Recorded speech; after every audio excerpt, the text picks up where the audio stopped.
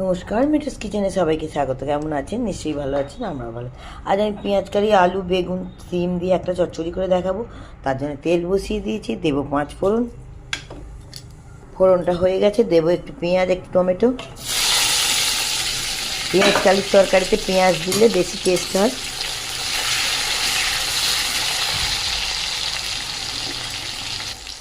এবার এই পেঁয়াজের সাথে পেঁয়াজ কালি, আলু, বেগুন, সিম সব তুলে দেবো। পেঁয়াজ কালি, আলু, বেগুন, সিম সব তুলে দেবো, একসঙ্গে ঢেলে দেবো।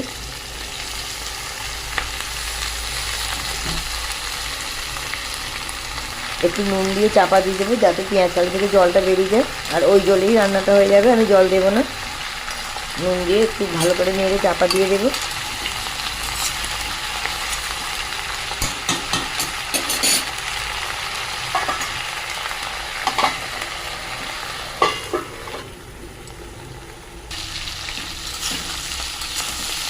এর মধ্যে দেবো একটু লঙ্কা, দেবো একটু হলুদ, দেবো হলুদ,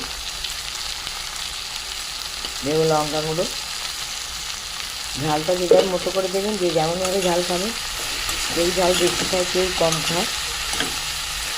ভালো করে এড়িয়ে দেবো, আবার কমিয়ে চাপা দিয়ে দেবো।